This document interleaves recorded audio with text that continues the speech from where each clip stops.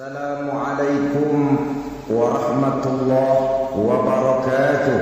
Waalaikumsalam warahmatullahi wabarakatuh. Alhamdulillah wassalatu wassalamu ala sayyidina Rasulillah sayyidina wa maulana Muhammad ibn Abdullah wa ala alihi wa sahbihi wa mawala. La haula wa la quwwata illa billah, amma ba'd. Bapak-bapak, ibu-ibu, saudara-saudara kaum muslimin rahimakumullah. Setan dalam kehidupan di dunia ini. Maka pada pertemuan kali ini kita akan membicarakan tentang siapa yang menjadi musuh-musuh setan di dalam kehidupan. Dengan satu catatan, berbahagialah mereka yang menjadi musuh-musuh setan, tetapi celakalah mereka yang menjadi teman-teman setan. Bagaimanapun juga di dalam kehidupan ini, apabila orang telah memproklamirkan bendera permusuhan kepada kita, maka kita tentu seharusnya bersikap waspada dan mawas diri. Demikian juga iblis dan seluruh bala tentaranya yang terdiri daripada setan-setan. Mereka telah mengibarkan bendera permusuhan kepada Nabi Adam dan anak cucunya, kepada kita umat Rasulullah sallallahu alaihi wasallam. Akan sengsara dan celaka jika kepada iblis dan setan yang telah nyata-nyata mengibarkan bendera permusuhan itu kita mengadakan toleransi, mengadakan kerjasama, dan menjadi budak yang memperturutkan kemauan daripada iblis dan setan. Siapa yang menjadi musuh-musuh setan dalam kehidupan ini? Inilah pertanyaan berikutnya yang diajukan oleh baginda Rasul kepada iblis. Hai iblis, kalau teman-temanmu adalah seperti yang telah engkau jelaskan tadi, sekarang cobalah beritahu saya, siapa di antara umatku yang menjadi musuhmu dalam kehidupan ini? Atas pertanyaan ini iblis laknatullah menjawab, ya Rasul, musuh-musuhku di antara umatmu, pertama anta ya Muhammad. Musuhku yang pertama adalah engkau, wahai Muhammad. Kenapa iblis mencatat Nabi Muhammad sebagai tokoh nomor satu dalam deretan musuh-musuhnya? Mudah dipahami. Pertama, keberadaan Rasul merupakan rahmah lil alamin, rahmah bagi lingkungan. Yang kedua, beliau berfungsi menyelamatkan manusia dari tempat yang gelap gulita, dari tempat kesesatan menuju tempat yang terang benderang penuh berisi petunjuk dan hidayah dari Allah Subhanahu wa taala. Maka menurut iblis inilah manusia perintang pertama atas segala daya dan usahanya menggelincirkan manusia ke jalan yang dimurkai oleh Allah Subhanahu wa taala. Kalau kita baca sejarah, risalah yang dibawa oleh Nabi Muhammad ini memang merupakan risalah yang membawa rahmah bagi alam sekitarnya. Ada sedikit perbedaan dengan risalah-risalah sebelum beliau. Sepertinya risalah yang dibawa oleh para rasul terdahulu itu mempunyai efek yang langsung pada kehidupan di dunia ini. Nabi Nuh misalnya menyampaikan agama. Hai umatku, ini agama. Umat menentang, turun banjir yang menenggelamkan orang-orang kafir. Azab diturunkan pada waktu itu juga pada saat nabinya masih hidup. Jadi azabnya itu jenis cash, kontan. Nabi Soleh, hai umatku, ini agama.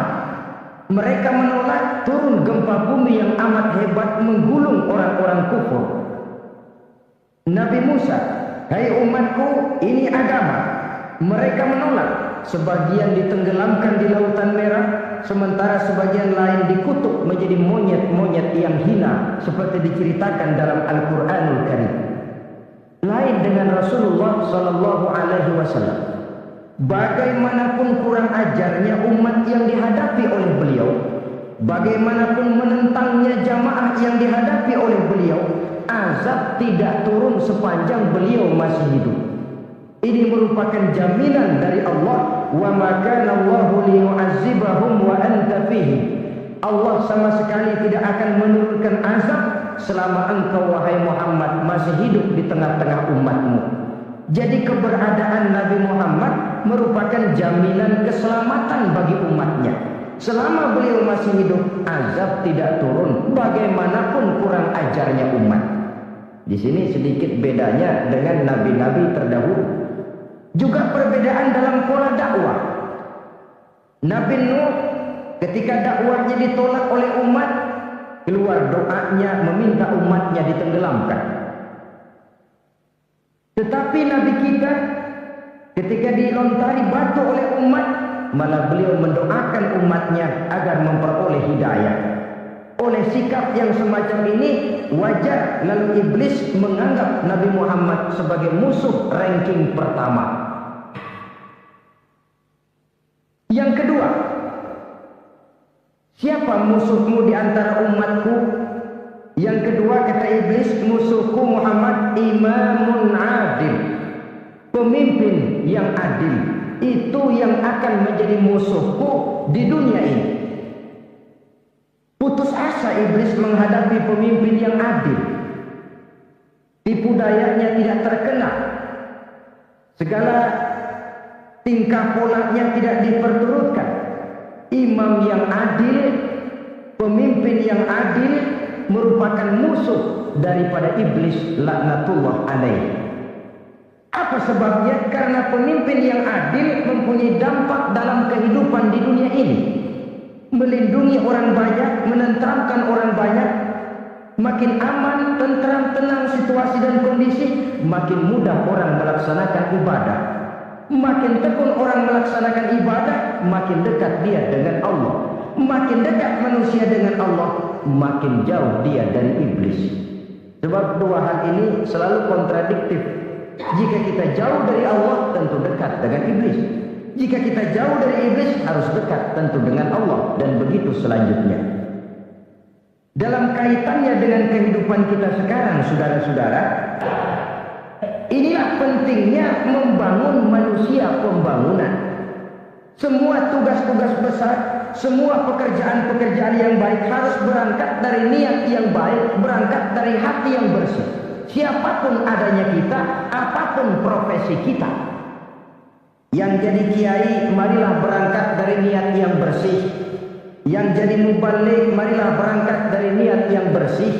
Niatnya itu mau menghidupkan Islam atau mau cari hidup jual Islam. Kalau mau menghidupkan Islam, mari sama-sama kita berjuang.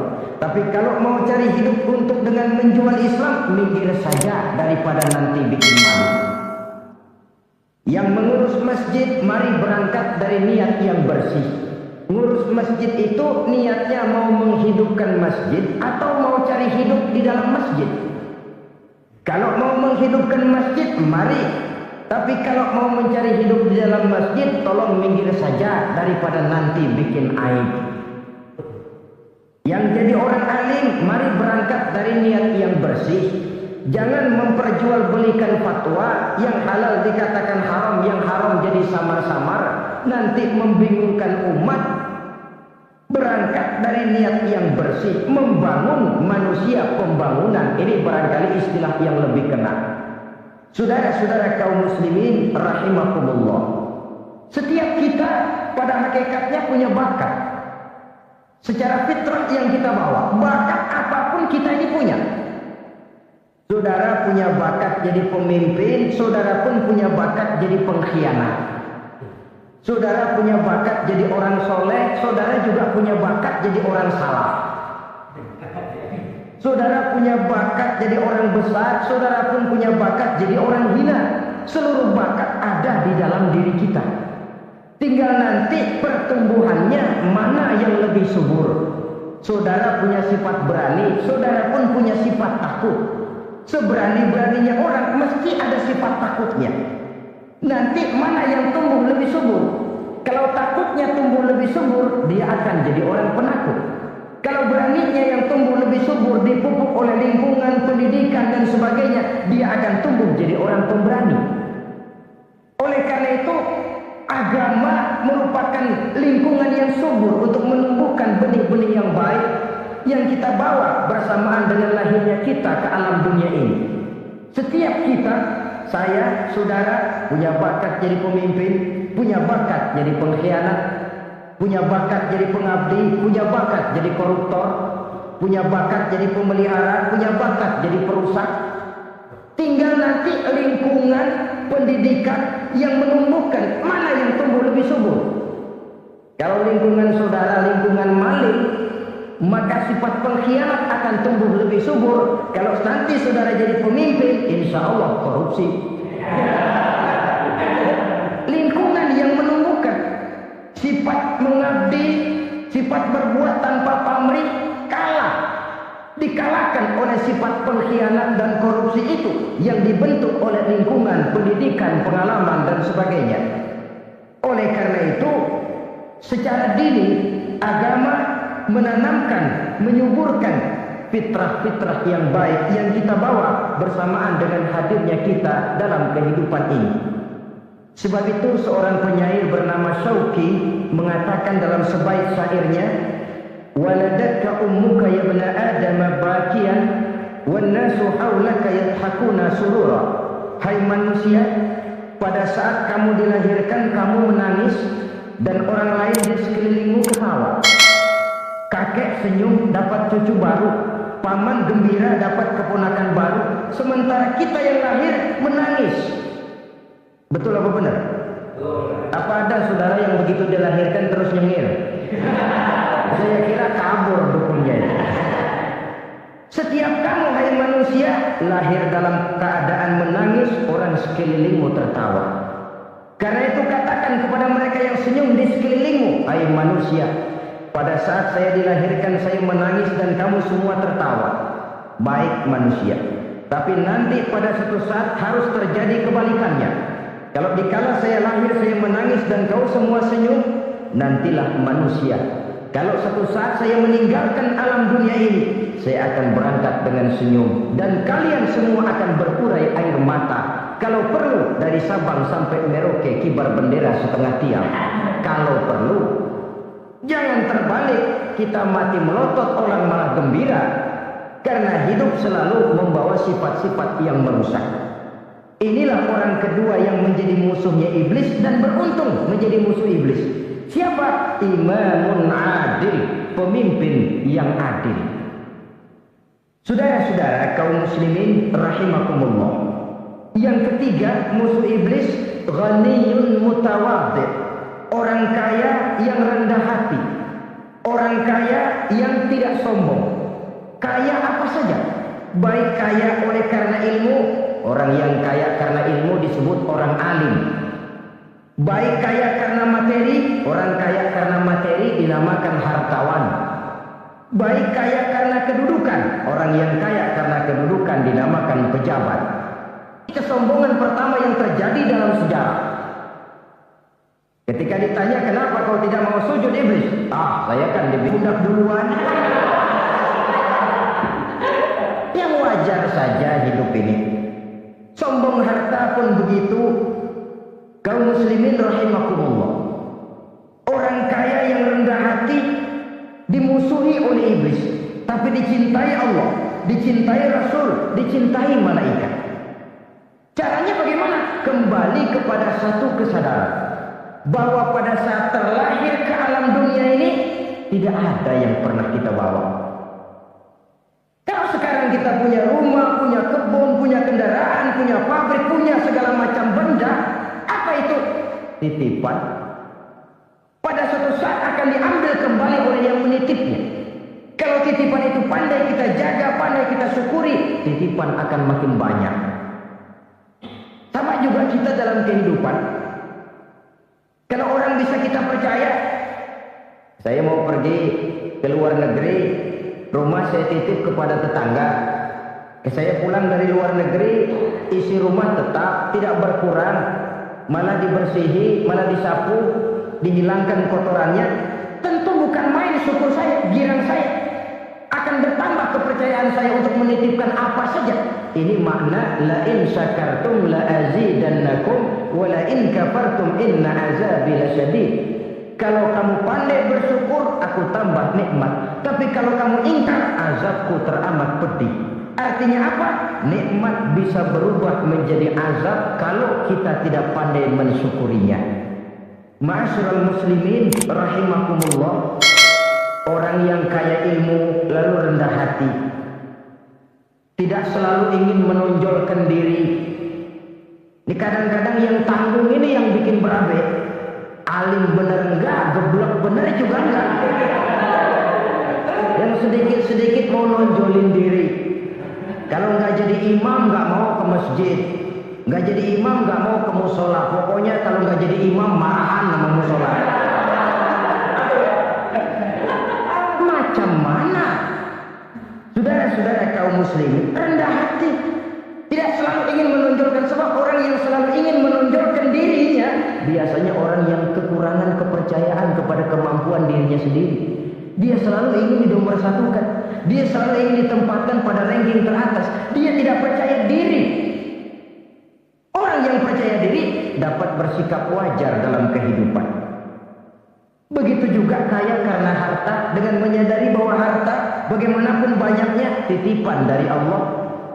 Pada satu saat akan kembali, dia harus dimanfaatkan sesuai dengan kehendak yang menitipnya. Begitu juga kaya oleh karena pangkat, kedudukan dan jabatan. Pada satu saat jabatan itu akan hilang dari diri kita. Karenanya sering saya jelaskan bahwa pangkat di dunia ini yang paling tinggi pensiun. Titel yang paling akhir almarhum. Saudara setuju atau tidak, titel itu akan saudara dapat. Bagaimanapun kita cinta kepada pangkat, kedudukan, entot pada akhirnya suatu saat akan sampai kepada posisi yang namanya pensiun. Kalau sadarlah kita kepada pemikiran ke arah sana, maka untuk mencapai kekayaan, baik kekayaan harta, kekayaan kedudukan, tidak lalu menghalalkan segala cara untuk mencapai tujuan, tapi dibatasi oleh norma dan kaedah yang harus dia taati, baik kaedah agama maupun kaedah bernegara. Inilah orang ketiga yang menjadi musuhnya iblis, orang kaya yang rendah hati, orang kaya yang tidak sombong. Yang keempat, saudara-saudara, tajirun shadiq, pedagang, pengusaha yang jujur. Iblis gedek betul, benci bukan main sama pengusaha, sama pedagang yang jujur, yang tidak mengurangi timbangan, tidak nipu pembeli, tidak barang yang jelek dibilang bagus, atau yang bagus di atas yang jelek di bawah, atau dicampur yang baik dengan yang jelek supaya kelihatan semuanya jadi baik. Semua orang ingin untung, tidak ada kecuali siapapun orangnya, dan itu wajar. Setiap manusia ingin mendapat keuntungan, kalau perlu dengan modal minimal mencapai keuntungan maksimal, seperti yang diajarkan oleh teori ekonomi. Itu kan yang namanya produktif kan. Satu usaha dinamakan produktif, bagaimana kita mengeluarkan modal minimal bisa mencapai keuntungan maksimal. Silakan. Bahwa manusia ingin untung itu insting, naluri, fitrah. Tidak ada orang yang mau rugi. Tapi cara mencapai keuntungan itu yang membedakan antara seorang muslim dengan yang bukan muslim. Sudah pernah saya sampaikan, apabila kaum pengusaha, para pedagang sudah dijangkiti penyakit yang tidak jujur, yang akan timbul adalah kekacauan ekonomi. Kekacauan ekonomi bisa menimbulkan revolusi sosial, dan revolusi sosial merupakan kiamat satu generasi. Semua kericuhan hampir bermuara dari perut, dan itu ekonomi. Orang nodong perut, orang korupsi perut. Ya walaupun korupsi kalau sudah kelas kakap tidak lagi sekedar urusan perut. Ya perut apa yang diurusin kalau korupsinya miliaran itu? Perut jin barangkali. Saudara-saudara kaum muslimin rahimakumullah. Oleh karena itu, pedagang yang jujur, pengusaha yang jujur, ini merupakan musuh iblis. Iblis tidak senang kalau ada pengusaha yang jujur. Iblis tidak senang kalau ada pedagang yang jujur. Tapi iblis akan tepuk tangan kalau pedagang sudah selingkuh, kalau pengusaha sudah menipu. Ada orang bilang, sekarang mah kalau jujur-jujur benar nggak makan apa-apa dong kita. Sebab katanya jangan lagi nyari yang halal, sekarang yang haram aja seret. Rupanya sering masuk undian nggak pernah kena. Lalu bilang jangan yang halal, yang haram aja nggak kena. Sebenarnya bukan itu masalahnya, saudara-saudara. Bukan itu masalahnya. Masalahnya ialah bahwa kejujuran membawa keberkahan. Ini kalau kita berpikir dengan kacamata agama. Keberkahan merupakan sumber ketenangan. Dan ketenangan ini tidak bisa dibeli dengan materi yang bagaimanapun banyaknya. Walaupun kita punya percetakan duit, ketenangan itu nggak bisa dibeli. Jangankan cuma punya duit banyak, percetakan duit saudara punya, mau membeli ketenangan yang berasal dari keberkahan, sulit. Jadi kejujuran membawa keberkahan, keberkahan membawa ketenangan. Jangan macam dulu tukang sol sepatu. Ditanya oleh temannya, "Bang, ngesol satu hari dapat berapa?" 200 rupiah. Sembayang nggak? Enggak. Islam? Islam, kalau Islam. Kata temannya, "Sembayang dah, kali aja besok dapat rezeki lebih banyak." Yang benar, iya. So, kalau orang sholat itu Allah dekat, nanti rezekinya ditambah. Beneran? Bener. Subuh sembayang dia. Bisa sembayang sarapan, berangkat ke tempat dia ngesol, mangkal. Dari pagi sampai jam 11 belum ada juga yang ngesol. Mulai bimbang hatinya. Katanya kalau sembahyang rezeki tambah. Tadi sembahyang subuh begini hari belum ada yang ngesol. Cobaan kali, sabar. Datang sholat zuhur. Habis zuhur nunggu lagi, belum juga ada yang datang ngesol.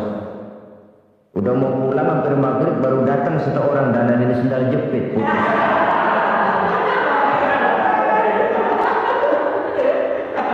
Sudah bayar 25 rupiah, pulang dia si tukang sol ini, ketemu sama temennya yang nyuruh sholat tadi. Ditanya, "Bagaimana penghasilan ini hari?" Apa dijawab? "Gua kapok deh semuanya."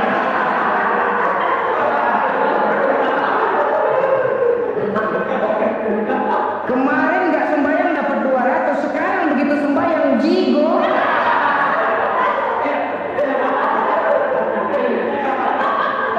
Dia tidak sadar bahwa dengan dari kacamata agama 25 rupiah yang membawa berkah jauh lebih baik ketimbang 200 uang panas. Dari kacamata agama 25 rupiah yang membawa berkah lebih baik daripada 200 rupiah tapi panas. Sebab panas menjauhkan kita dari ketenangan. Itulah sebabnya maka pedagang yang jujur, pengusaha yang jujur menjadi musuh setan dan beruntung. Sekarang jadi pengusaha jujur-jujur nggak dapat proyek, Pak, kalau nggak bisa semar-semir semur. Padahal agama sudah menjelaskan ar-rashi wal murtashi finnar.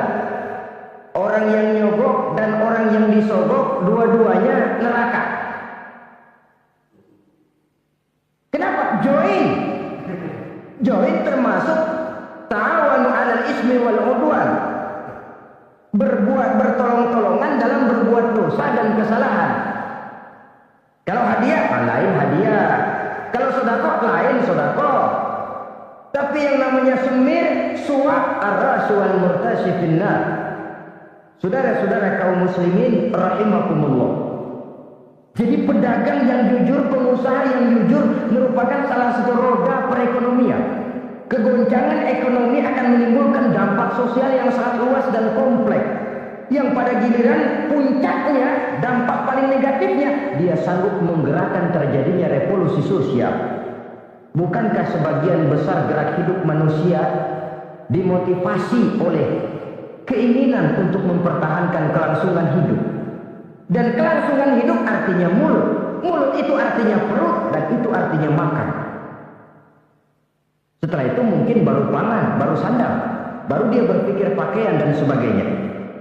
Jadi karena dia merupakan penggerak roda ekonomi, pedagang yang jujur, pengusaha yang jujur mutlak diperlukan dalam kehidupan ini. Sebab sekali lagi kejujuran akan membawa keberkahan, keberkahan memberikan ketenangan dalam kehidupan.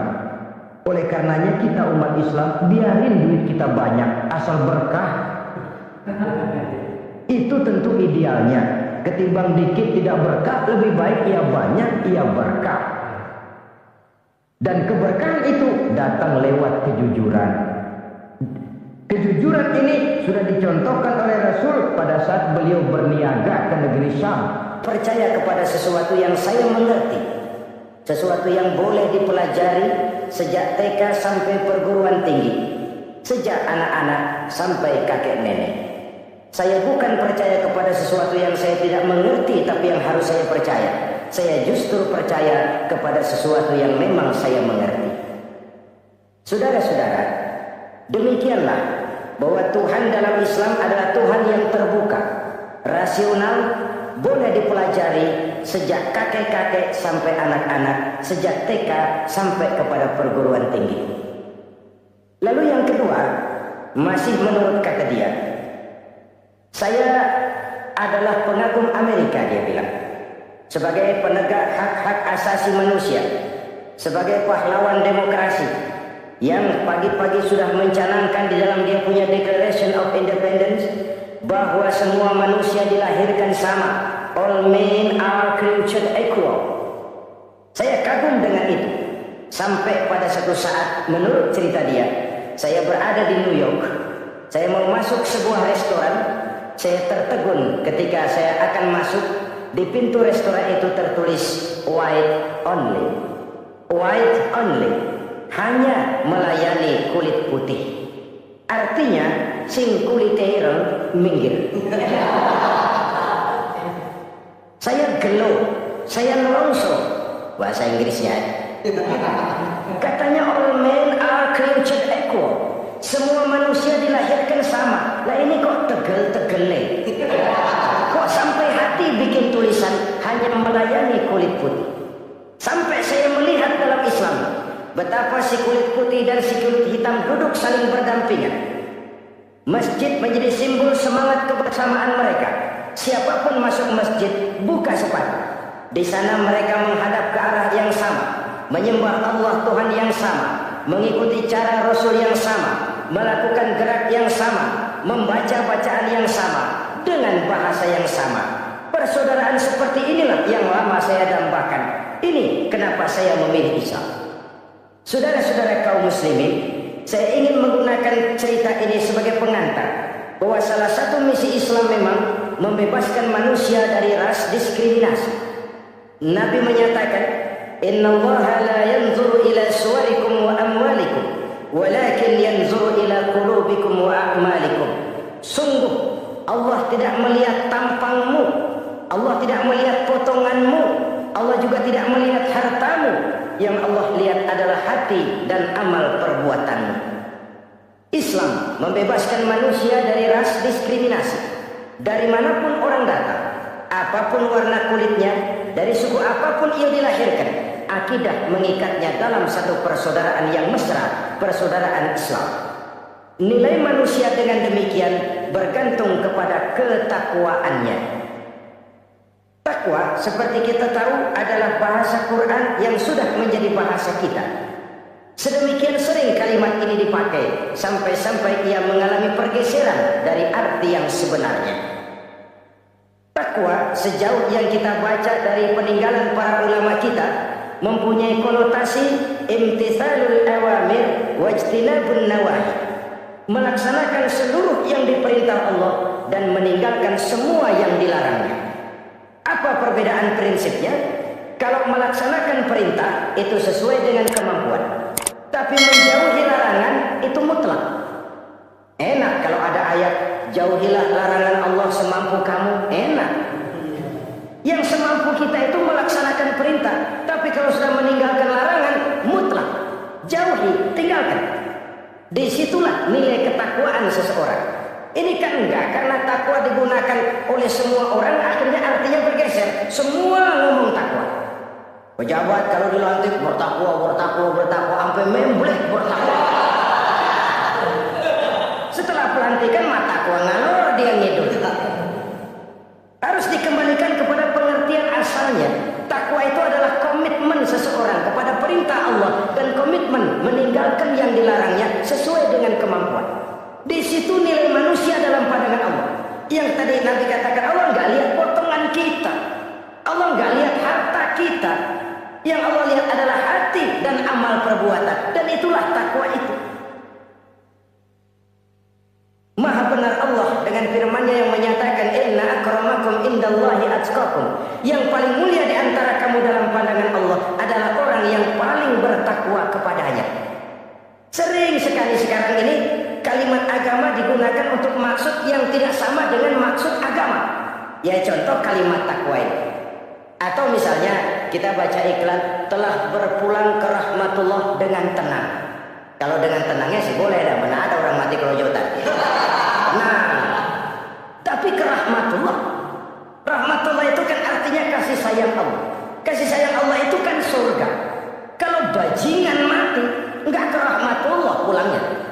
Kalau mau jujur mestinya telah pulang ke neraka. Kalau mau jujur, kalau mau pakai bahasa netral sopan, telah berpulang. Begitu sajalah. Pulang kemana? Ya sesuai dengan amalan dia. Tapi kita kadang salah kaprah menggunakan kalimat rahmatullah untuk yang tidak baik. Termasuk di dalamnya penggunaan kalimat takwa ini. Padahal disinilah nilai manusia dalam pandangan Allah. Kalau manusia dinilai dari potongannya, bintang film nomor 1 masuk surga. Kalau manusia dinilai dari hartanya, konglomerat nomor 1, kita mau belakangan, buncit banget gitu. Allah Maha benar. Yang paling mulia di antara kamu dalam pandangan Allah, yang paling bertakwa kepadanya. Nah, apa sih sifat-sifat orang takwa itu? Ini yang akan kita bicarakan pada pertemuan kali ini. Berangkat dari surah Al-Baqarah ayat 3 sampai dengan ayat 5, kita akan melihat 5 tanda orang-orang takwa itu. Apa dia? Pertama, alladzina yu'minuna bil ghaib. Orang yang bertakwa adalah orang yang beriman kepada hal-hal yang gaib. Kita tahu bahwa yang ada ini kan cuma 2 saja pada hakikatnya. Pertama Allah dan yang kedua alam. Allah adalah apa yang selain alam. Yang selain alam itu ya Allah namanya. Allah itu bukan alam dan alam bukannya Allah. Allah disebut Khalik, alam disebut makhluk. Kemudian alam ini kan ada 2 macam. Ada alam nyata, ada alam gaib. Ada alam syahadah, ada alam gaib. Alam nyata kita sebut dengan alam fisika, dan alam gaib kita namakan dengan alam metafisika. Termasuk dalam alam gaib ini kita wajib beriman. Akhirat, alam gaib, kita percaya akhirat itu ada. Alam kubur, alam gaib, kita yakini keberadaan. Malaikat, alam gaib. Jin, alam gaib. Setan, genderuwo, memedi, kuntilanak, tuyul. Kita percaya kepada iblis, percaya bahwa iblis itu ada. Kita percaya kepada malaikat, percaya bahwa malaikat itu ada. Dan kepercayaan ini sudah nature. Kalau kita lihat dalam dunia animisme, orang dahulu menyembah pohon sebenarnya kan karena dia percaya bahwa pohon punya kekuatan. Kekuatan itu yang disembah untuk mengharap manfaatnya atau terhindar dari bahaya yang bisa ditimbulkannya.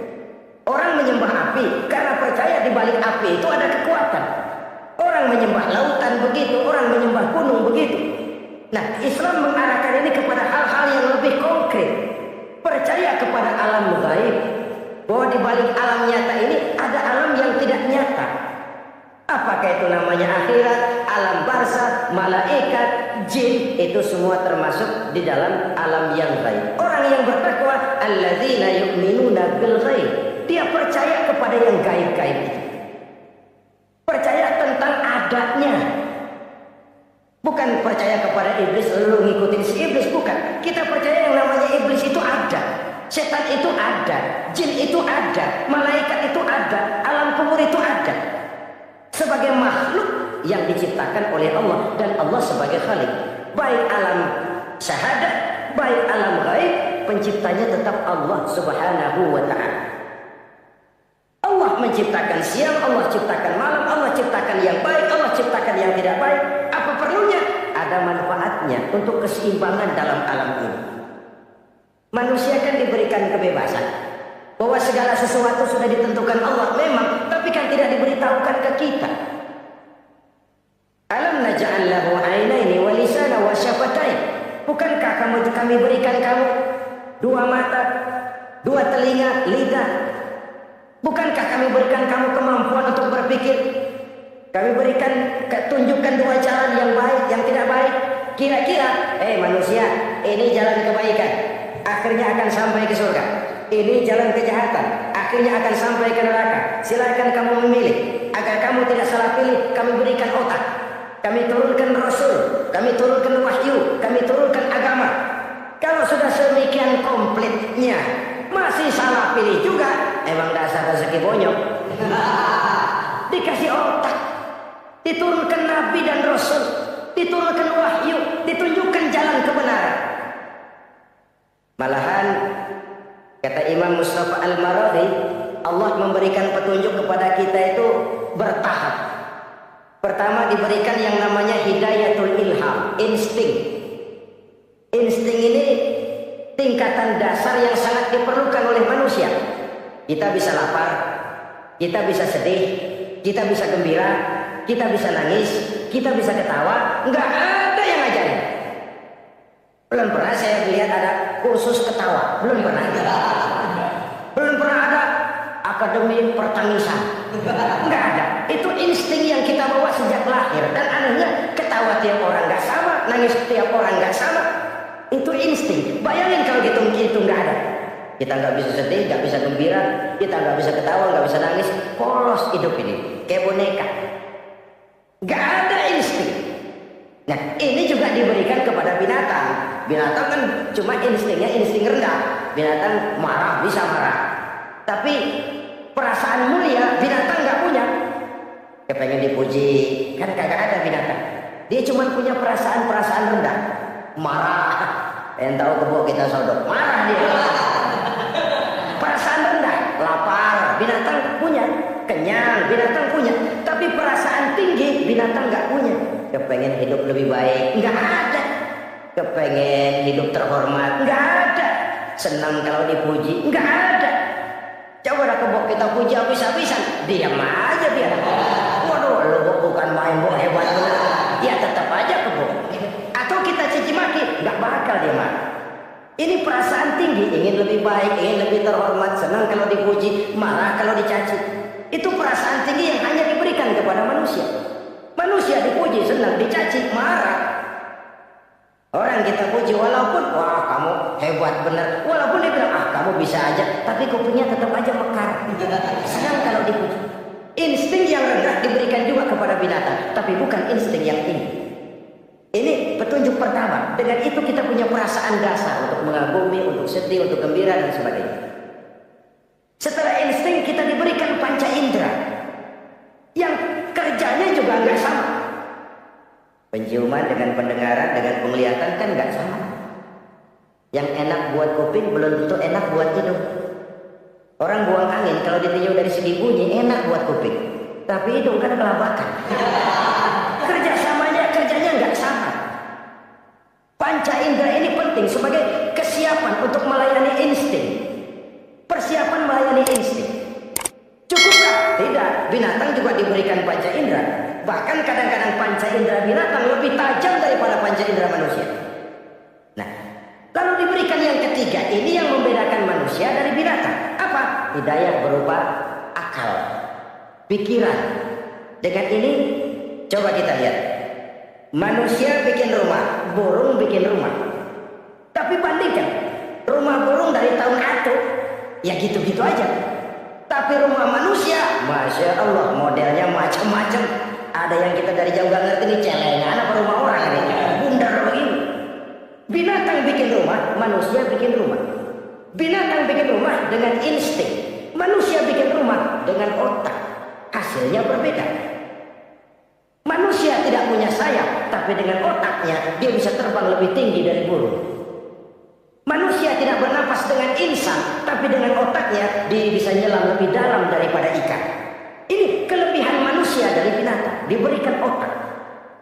Belum cukup Cukup rupanya otak, karena otak ini penemuannya relatif. Apa yang dianggap hari ini benar, besok udah nggak benar. Apa yang hari ini otaknya bilang baik, besok dia bilang jelek. Apa yang hari ini otaknya bilang katakan jelek, besok dia bilang baik.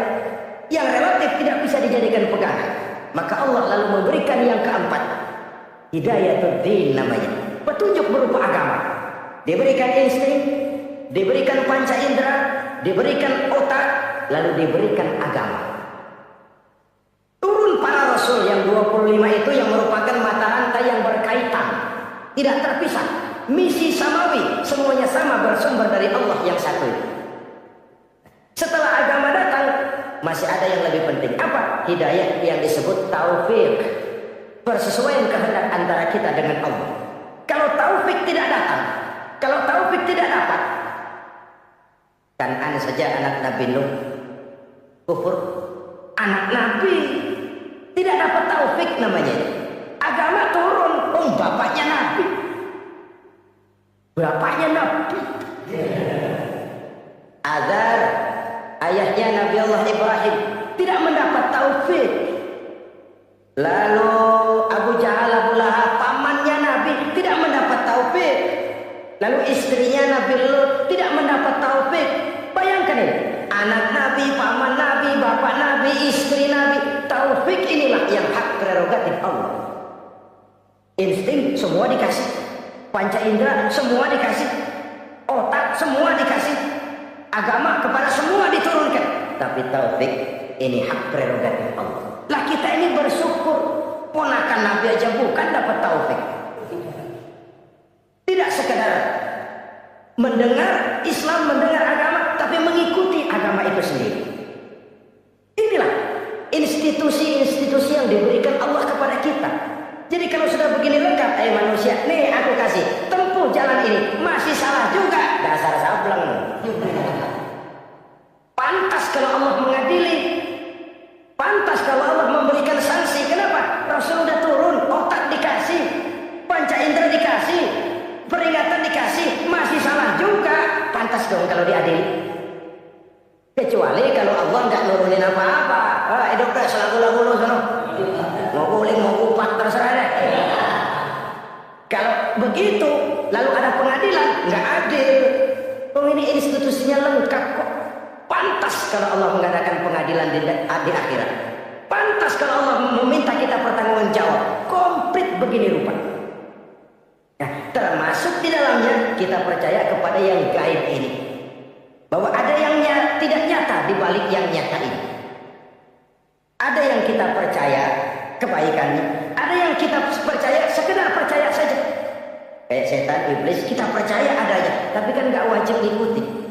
Termasuk mempelajari ilmu-ilmunya setan, ilmu-ilmunya iblis. Tenung, santet, nujum-nujuman, ramal-ramalan, itu kan ilmu-ilmunya setan, ilmu-ilmunya iblis. Belajar saja pun jangan, belajar saja pun nggak boleh, apalagi sampai mengamalkannya. Karena tatkala kita belajar apalagi mengamalkan, kita sudah bersekutu dengan setan dan iblis. Nauzubillah summa nauzubillah. Ini yang pertama. Jadi orang yang bertakwa itu sifatnya yang pertama, dia percaya kepada yang lain. Di balik yang nyata ada yang tidak nyata. Lah, saudara-saudara, jangankan yang alam seperti ini ya, alam kubur, alam akhirat, masih di alam nyata ini saja ada sesuatu yang hanya kita bisa rasakan tapi nggak bisa kita lihat, nggak bisa kita pegang. Contohnya angin, ada tuh kita rasain tapi kan nggak bisa kita pegang. Bentuknya bagaimana kita nggak tahu. Wah, merah pak, kenapa? Buktinya dikerok. Itu mah merah kerokan, bukan warna angin merah. Sesuatu yang ada tapi hanya bisa kita rasakan. Pedas, makan cabai pedas. Pedas itu ada, tapi kan abstrak. Mana sih pedasnya? Nggak bisa kita pegang, nggak bisa kita lihat, tapi kita rasain. Oh, itu yang hijau mah cabai, Mang. Pedasnya mana pedasnya? Sesuatu yang cuma ada rasa, tanpa bentuk, tanpa bisa kita jawab. Ini satu langkah untuk mengantar kita memahami yang gaib. Yang masih dalam alam nyata saja ada sesuatu yang kita cuma merasakan adanya, tapi kita nggak bisa lihat, kita nggak bisa pegang. Makanya ada orang tanya, Pak, itu kalau orang mati dibacain Fatihah di sono apa pahalanya nyampe tuh? Saya jawab, kalau ente nggak percaya mati dulu. Mati dulu bacain Fatihah, tungguin di sono. Kalau nggak nyampe balik lagi kemari. Lalu bagaimana hal-hal yang kayak begitu? Sholat saja kita nggak tahu sholat kita diterima atau tidak oleh Allah. Kita puasa, kita hanya melaksanakan. Allah mau terima apa tidak kita nggak tahu. Itu yang nyata-nyata, apalagi sudah berkaitan dengan hal-hal yang gaib. Ini sifat yang pertama, orang yang bertakwa, alladzina yu'minuna bil ghaib, dia percaya kepada yang gaib. Alam kubur itu ada, alam akhirat ada, malaikat ada, jin ada, surga ada, neraka ada, dan lain sebagainya. Satu. Yang kedua, orang yang bertakwa itu wa yuqimunas shalah. Setelah percaya kepada yang gaib, mereka juga mendirikan sholat. Nah, mari kita lihat ayatnya.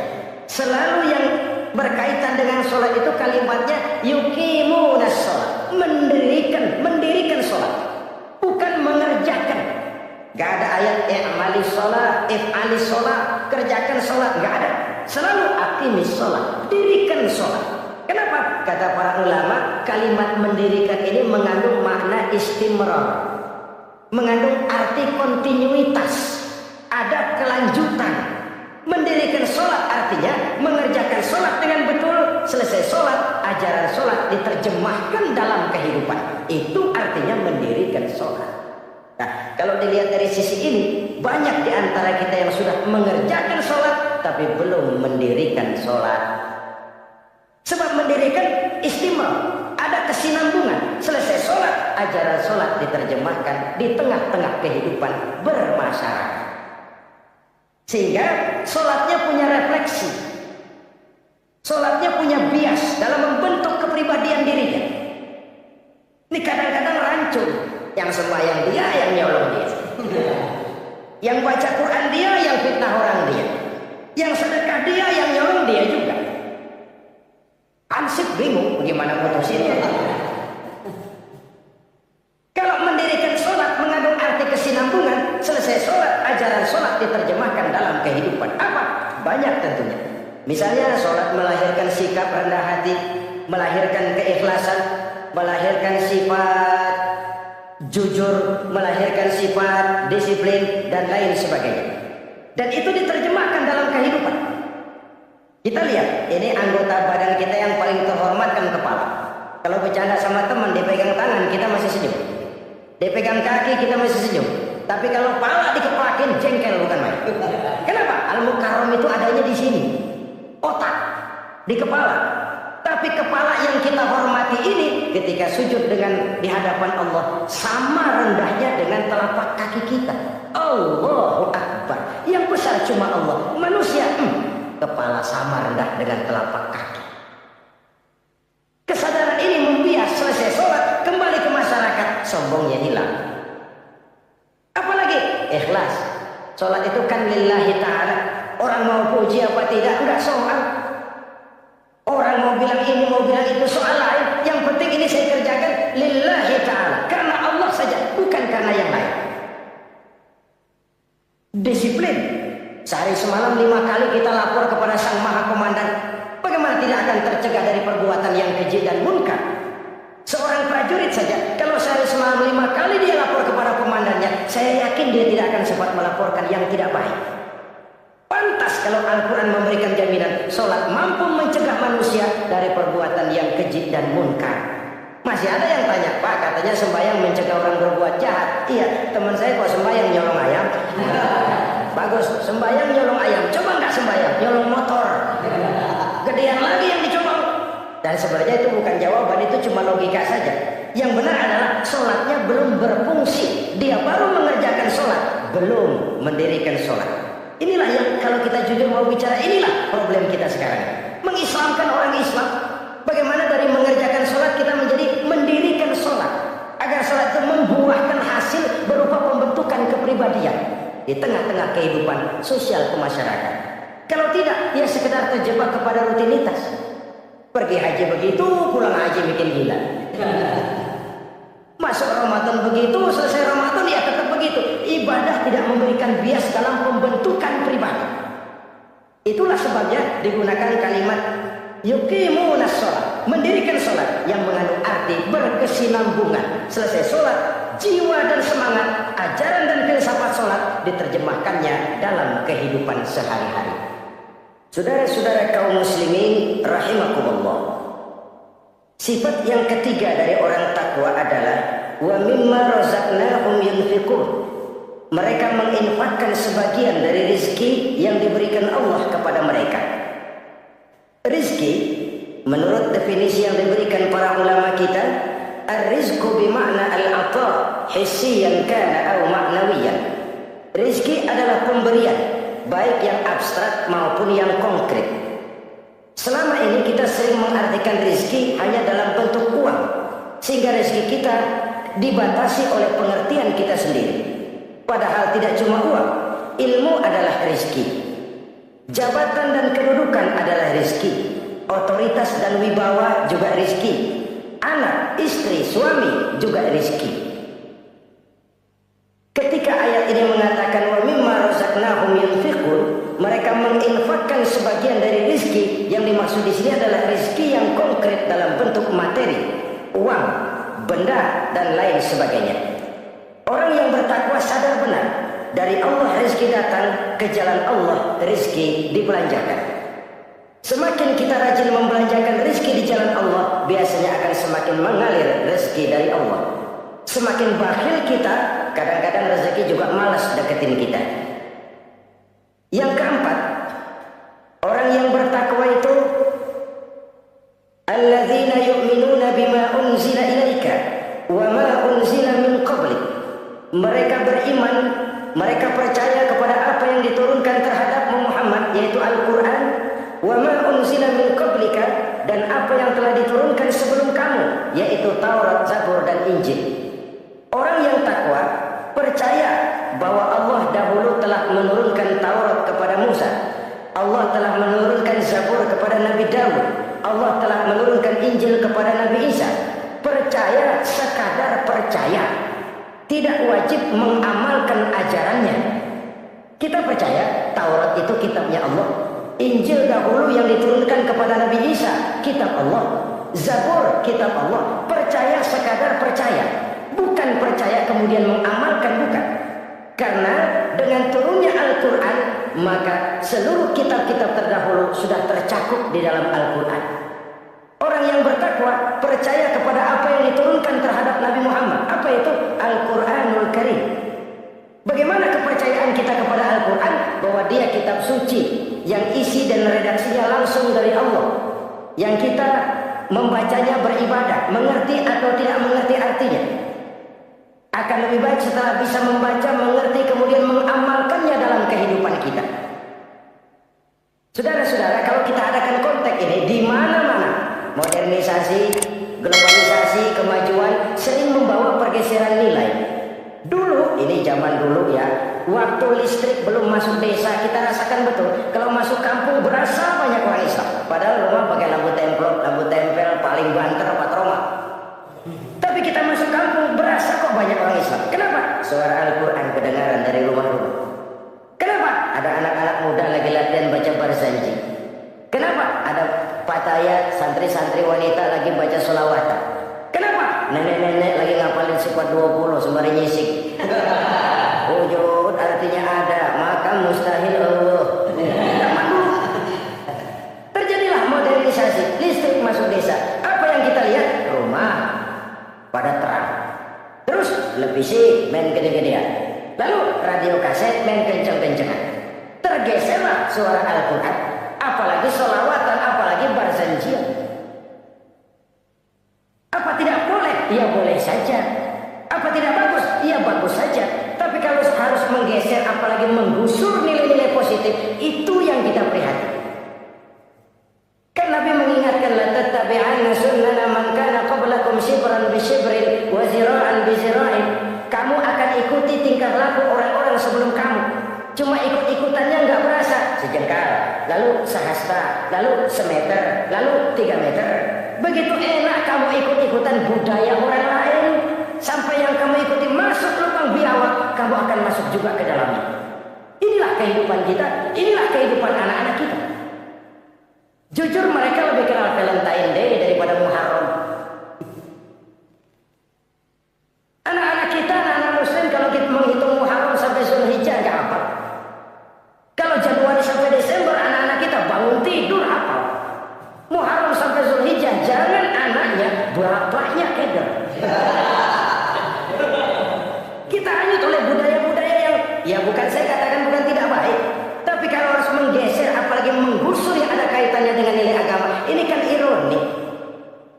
Ikut-ikutan kita sejengkal, semeter, sampai yang diikutin masuk lubang biawak, udah kadang asik ikut, ya ikut juga nyemplung ke dalamnya. Orang sering katakan mula-mula dari nama dulu nih yang kagak begitu kelihatan pengaruhnya. Mula-mula malu pakai nama yang berbau Quran, malu pakai nama yang berbau Islam. Dari nama nanti dia pindah ke pakaian, dari pakaian dia pindah ke pergaulan. Kalau sudah pindah ke pergaulan dikhawatirkan pindah agama pun nggak terasa. Wah, semua agama sama, semua agama bagus. Lalu bagaimana musimnya aja? Ironi, menyedihkan, memilukan, bahkan memalukan. Yang tidak boleh kan fanatik kepada guru, yang tidak boleh kan fanatik kepada suku. Kalau kepada agama fanatik itu wajib, dalam arti bukan sempit, berpegang teguh kepada agama. Satu sikap yang wajar bahwa penganut suatu agama menganggap cuma agamanya yang benar. Itu sikap setiap penganut agama. Orang Kristen begitu, orang Hindu begitu, orang Buddha begitu. Kenapa kalau orang Islam begitu lalu dianggap ekstrim? Sebagai Muslim saya yakin cuma Islam yang benar. Kristen juga akan bilang begitu. Kristen yang benar, Buddha juga akan bilang begitu. Ini fanatisme dan wajar penganut suatu agama menganggap cuma agamanya yang benar. Yang lain juga bersikap begitu. Tapi kalau Islam saja yang bilang ekstrim katanya. Dunia internasional sendiri kadang-kadang kalau sudah ekstremis, teroris, kok cepat sekali alamatnya ke Islam. Saudara-saudara kaum muslimin, rahimakumullah. Saya kembali kepada soal kita. Begitu enak kamu ikut-ikutan, yang kamu ikuti masuk ke lubang biawak, kamu akan ikut juga masuk ke dalamnya. Maka hati-hati bergaul, maka hati-hati memilih teman, maka baik teman pergaulan, lebih-lebih teman hidup. Karena orang sering bilang cinta itu love is blind katanya ya. Cinta itu kotok, cinta itu buta, cinta itu lamur, nggak bisa bedain coklat, nggak bisa bedain yang lain-lain. Orang sering kehilangan pertimbangan demi cinta akidah terjual, demi cinta akidah tergadang. Tidak ada kemalangan yang paling malang kecuali kalau kita harus berpisah dengan akidah. Sebab itu modal dasar. Nah, orang yang bertakwa dia beriman kepada Al-Quran. Beriman kepada Quran artinya apa? Menjadikan Quran sebagai imam dan dia sebagai makmum. Konsekuensinya makmum harus ikut imam. Selain Quran dia percaya kepada Injil, kepada Zabur, kepada Taurat. Dilihat dari sudut ini, umat Islam itu lebih toleran loh. Orang lain yang memegang Injil nggak bakal percaya kepada Quran. Orang lain yang memegang Taurat nggak akan percaya kepada Quran. Tapi orang yang memegang Quran, dia percaya kepada Injil, dia percaya kepada Taurat. Dari sudut ini kan kita lebih toleran. Allah dahulu menurunkan Injil kepada Isa. Yang Injil itu yang kita percaya. Yang Allah turunkan kepada Isa. Yang Allah turunkan Taurat kepada Musa. Bukan yang telah terkena intervensi dan investasi manusiawi. Dan percaya pun terbatas percaya kepada adanya, bukan kepada mengamalkannya. Kenapa? Karena ordernya udah lewat. Kita percaya Bung Karno adalah presiden pertama Republik Indonesia. Tapi kan udah lewat. Udah lewat. Kita percaya Bung Karno presiden pertama Republik Indonesia. Tapi kan udah lewat, udah selesai. Begitulah kita mempercayai Taurat, mempercayai Injil, ada, kita percaya, tapi kan udah selesai misinya. Yang berlangsung sampai akhirat nanti adalah Al-Quranul Karim. Orang yang bertakwa meyakini itu. Ini yang keempat. Yang kelima, wabil akhirati hum yuqinun. Mereka yakin orang bertakwa ini kepada adanya akhirat. Ah, kalau itu kan gampang, semua orang juga yakin. Loh, bukan sekedar yakin, sekedar percaya. Ya, percaya kepada Allah, percaya kepada akhirat, pokoknya percaya. Bagaimana? Ya begitu, pokoknya percaya. Bukan itu. Kepercayaan yang memberikan refleksi. Iya ya, akhirat ada. Ada hidup sesudah mati, ada akhirat sesudah dunia. Saya memang benar kepengen cepat kaya, tapi kalau nipu orang nanti di akhirat bagaimana? Ini loh. Saya memang benar kepengen cepat naik pangkat, tapi kalau mesti jilat atas injak bawah, sikut kiri kanan, teman jadi lawan, lawan jadi teman, di akhirat saya bagaimana? Ini loh percaya akhirat itu. Saya memang benar kepengen cepat kaya, tapi kalau makan renten nanti di akhirat bagaimana? Kepercayaan yang mewarnai gerak kehidupan. Kalau percaya sekedar percaya, yang buta campur budak juga percaya. Tapi kan kepercayaan yang memberikan refleksi, mewarnai gerak hidup kita. Loh, enggak gitu. Orang yang percaya akhirat itu gayanya enggak gitu. Orang yang percaya akhirat itu sikapnya enggak gitu. Orang yang percaya akhirat jalannya enggak gitu. Orang yang percaya akhirat ngomongnya enggak asal ngomong. Kepercayaan yang memberikan refleksi terhadap gerak hidup. Nah ini refleksi dari sifat-sifat takwa. Saudara-saudara, kalau itulah sifat-sifat orang takwa, lalu terhadap mereka yang takwa ini, karunia apa yang diberikan Allah? Apa keutamaan mereka? Mari kita kutip beberapa ayat. Pertama, ini janji Allah. Wa may yattaqillaha yaj'al lahu makhraja. Siapa yang bertakwa kepada Allah, maka ia akan diberikan jalan keluar dari segala macam kesulitan. Masya Allah. Orang takwa itu kan orang yang dekat dengan Allah. Kalau sudah dekat dengan Allah, everything is running well. Apa yang nggak selesai? Impossible, kata otak. Tidak mungkin, kata rasio. Mana bisa menurut kebiasaan? Tapi orang yang takwa selalu saja ada jalan keluar. Selalu diberikan Allah jalan keluar. Ini yang faktor yang irasional, faktor yang non komputer, faktor yang samawi. Allah yang mau, ada saja jalan keluar. Coba. Waktu terjadi peristiwa hijrah, Masya Allah, Rasulullah itu sudah dikepung rapat rumahnya, pagar betis. Jangan manusia, tikus saja nggak bisa lewat. Rapat di pagar betis. Kesepakatan sudah jelas, membunuh Muhammad bersama-sama. Apa yang terjadi? Ketika Nabi keluar, buka pintu. وَجَعَلْنَا مِنْ بَيْنِ أَيْدِيهِمْ شَدًّا وَمِنْ خَلْفِهِمْ شَدًّا فَأَغْشَيْنَاهُمْ فَهُمْ لَا يُبْصِرُونَ. Di depan, belakang, di kiri, kanan mereka kami jadikan dinding. Kami butakan mereka. Mereka nggak lihat Muhammad keluar dari rumahnya. Allah berikan jalan keluar. Padahal Quraisy siaga satu, pita merah, apel siap, mata menteleng. Nabi lewat nggak kelihatan. Persis ikan bandeng. Ikan bandeng kan melotot, corok dia main. Nggak lihat apa-apa. Ya ja'allahu makhraja. Allah berikan jalan keluar dari berbagai macam kesulitan. Sesuatu yang menurut kita, aduh udah dah, nggak bisa dah. Tapi orang yang takwa kepada Allah, Allah janji. Allah lah yang janji. Ya ja'allahu makhraja. Allah akan berikan jalan keluar dari segala macam kesulitan. Kenapa? Dia dekat dengan Allah. Orang yang kayak begitu yang kita takut. Doanya ngebul kata anak-anak. Permohonannya didengar, ratapannya dipenuhi. Allah berikan dia jalan keluar. Ada saja jalan keluarnya. Ini keistimewaan pertama dari orang yang takwa itu. Lah kalau Allah yang ngasih jalan keluar, siapa yang bisa mencegah jalan orang kayak begitu? Di pagar betis lolos. Di Gua Sur Quraisy sampai ke Gua Sur. Mencari Nabi, kalau mereka nengok aja kelihatan. Apa yang terjadi? Dilalah. Dadakan. Burung bertelur di bibir gua, laba-laba bikin sarang di bibir gua. Quraisy mikir kalau Muhammad masuk kemari telur berantakan, rumah laba-laba hancur. Nggak mungkin dia ke sini, cari ke tempat lain. Rumah laba-laba yang rapuh menggagalkan usaha Quraisy yang gagah perkasa. Ya ja'allahu makhraja. Allah berikan jalan keluar. Ini yang pertama. Yang kedua, wa yarzuqhu min haitsu la yahtasib. Allah berikan rezeki dia, orang yang takwa ini, dari jalan yang tidak disangka-sangka. Rezekinya mengalir. Kenapa? Dia dekat dengan Allah. Allah maha kaya. Kadang-kadang ini orang kerjaannya sujud doang, mengangkat tangan, rezekinya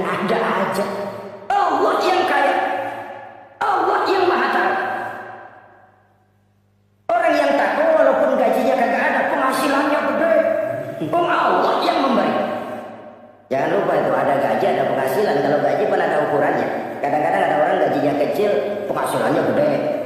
Pokoknya jadi lurah musim gusuran. Itu penghasilan, kalau gaji bisa diukur, tapi penghasilan gede lah. Kalau semeter komisinya sekian kan gede itu penghasilan. Ada juga yang memang gaji gede, penghasilan gede. Ini pejabat-pejabat yang banyak sibutannya tuh. Saudara-saudara kaum muslimin, orang yang bertakwa itu yarzuqhu min haitsu la yahtasib. Allah berikan rezeki lewat jalan yang dia enggak sangka-sangka. Ada aja jalannya. Enggak punya duit tapi haji bisa pergi. Enggak punya duit tapi ya hidupnya wajar. Tamu datang balahan. Pernah itu ada tamu di Jawa Timur sana datang ke rumah seorang kiai, ratusan tamu dikasih makan semua. Padahal kiai rumahnya gede. Tamu ada yang dalam hatinya nyeletuk, ini kiai bisa ngasih makan orang satu rombongan banyak begini, duit dari mana ini?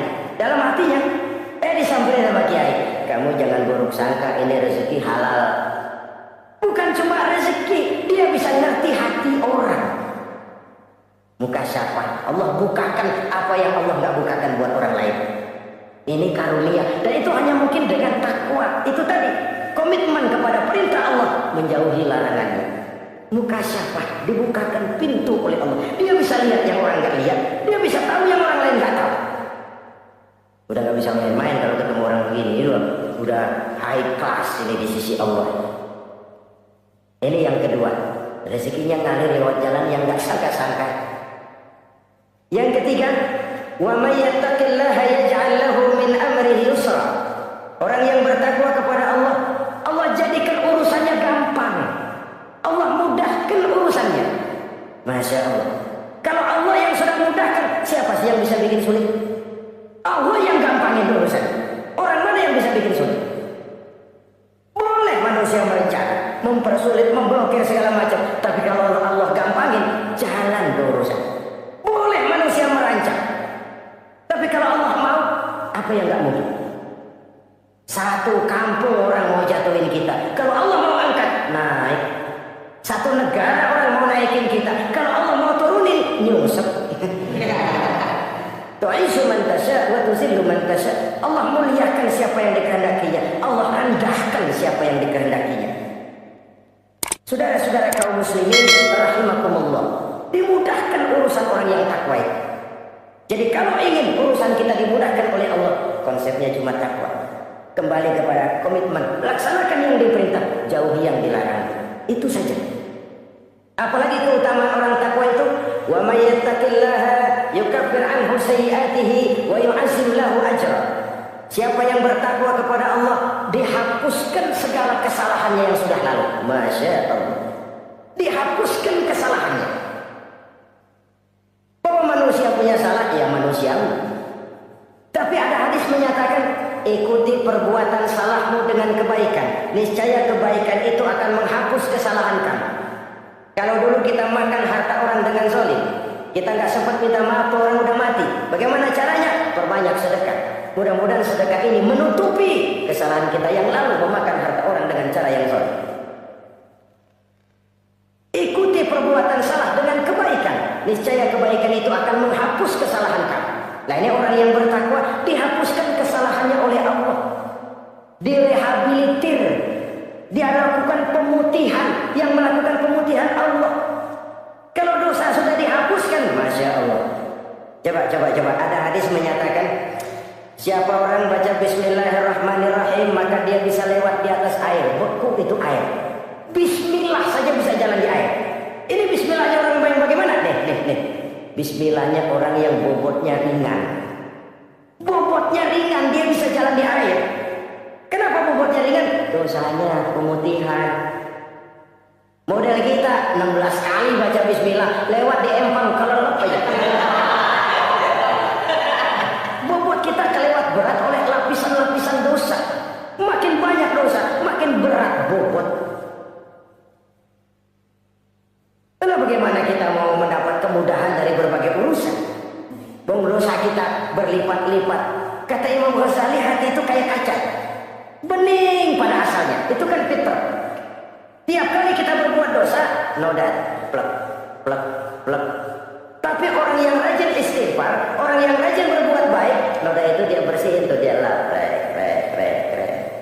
Sehingga kaca ini walaupun dia terkena kotoran tapi bersih lagi.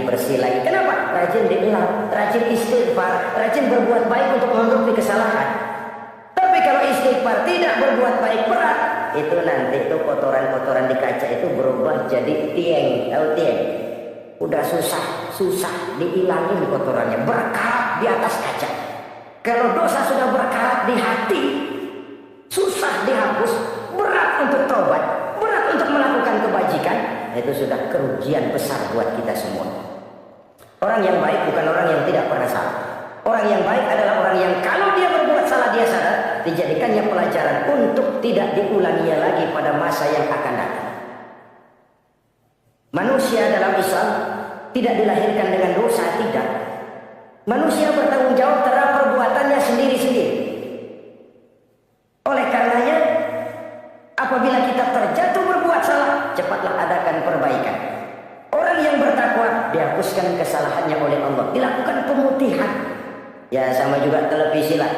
Kita dulu udah lupa bayar, kelamaan numpuk. Akhirnya kan kata petugas, yang bulan ini bayar aja deh, yang bulan ini aja deh, yang lain mah pemutihan. Kenapa? Dia sudah lihat kita punya tanda-tanda baik, pengen membayar dengan sebagaimana mestinya. Dan ketakwaan kepada Allah. Lalu wa yu'azzim lahu ajra. Orang yang bertakwa itu diperbesar pahala kebaikannya. Masya Allah. Sudah dosa dihapus, dia diampuni, diputihkan, kebaikannya dilipat gandakan pahalanya. Padahal kita semua sama-sama makmur. Inilah kenikmatan Islam. Kalau kita berbuat jahat, dibalas dengan yang setimpal. Kalau kita berbuat baik, dibalas berlipat ganda. Wallahu yudha'ifu liman yasha.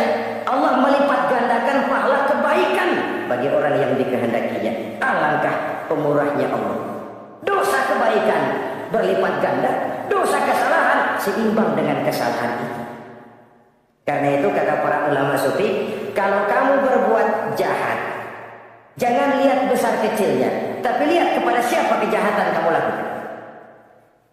Kalau kamu mendapat kebaikan, jangan lihat besar kecilnya, tapi lihat siapa yang ngasih kebaikan itu. Kecil dosa kita lakukan, tapi kepada Allah sedikit karunia yang kita terima, Allah yang ngasih. Logikanya begini, saya ketemu menteri, dikasih duit 5.000 perak, 5.000 rupiah. Karena yang ngasih menteri, itu duit barangkali saya jadiin jimat, nggak saya belanjain, saya simpan. Kenapa? Buat bangga-banggaan, buat cerita-ceritaan. Saya ketemu menteri masa nih 5.000 perak dikasih. Menteri yang ngasih 5.000 rupiah, saya simpan, saya jadikan kebanggaan. Bagaimana kalau yang ngasih Allah, yang serba maha kaya, maha adil, maha tahu, kita lupakan. Akaltum ni'mata rabbikum walam tashkurulah. Tiap saat kita namakan nikmat Allah, tapi kita lupa bersyukur kepadanya. Padahal Allah janjikan, makin kamu pandai bersyukur, makin aku tambah nikmatku. Tapi kalau kamu tidak pandai bersyukur, awas, azabku itu amat pedih. Jadi azab, nikmat maksud saya, bisa berubah menjadi azab kalau kita tidak pandai mensyukurinya. Saudara-saudara kaum muslimin rahimakumullah. Dari uraian singkat ini saya ambil beberapa catatan utama. Pertama, nilai manusia dalam pandangan Allah adalah ketakwaannya. 14 abad yang lalu, sebelum orang teriak-teriak tentang hak asasi, Rasulullah sudah mencanangkan semangat persamaan ketika beliau bersabda, "An-nasu kulluhum li Adam, wa Adam min turab, la fadla li Arabiyyin ala ajamiyyin illa bittaqwa." Seluruh manusia berasal dari Adam. Adam diciptakan dari tanah. Tidak ada kelebihan Arab dengan yang bukan Arab kecuali takwanya. Di situ nilai manusia dalam pandangan Allah. Takwa bukanlah kulit. Itu kalau sorbannya paling gede berarti paling takwa. Belum tentu. Tasbihnya panjang-panjang. Belum tentu. Jenggotnya yang besar. Belum tentu. Kumisnya tebal buat nyaring kopi kali. Itu kulit perlu, tapi isi jauh lebih penting. Sehingga Nabi katakan, at-taqwa hahuna. Takwa itu di sini 3 kali. Di hati, bukan di serban, bukan di tasbih, bukan di sajadah,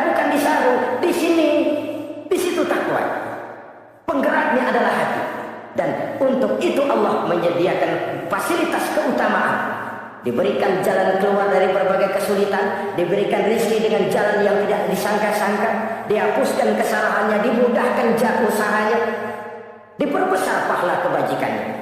Karena itu untuk mengejar posisi di hadapan Allah tidak lain adalah takwa. Allah tidak bedakan manusia dari keturunannya, warna kulitnya, tapi dari ketakwaannya kepada Allah. Orang yang takwa disebut muttaqin, dan itulah nilai tertinggi manusia di hadapan Allah Subhanahu wa taala. Semoga kita diberikan kekuatan untuk mencapai martabat takwa ini dan mendapat keutamaan-keutamaan seperti yang dijanjikan Allah. Sekian dulu jumpa kita kali ini. InsyaAllah lain kesempatan kita jumpa kembali. Terima kasih atas segala perhatian. Mohon maaf atas segala kekurangan. Usikum wa iyaya bitaqwallah. Wassalamualaikum warahmatullahi wabarakatuh.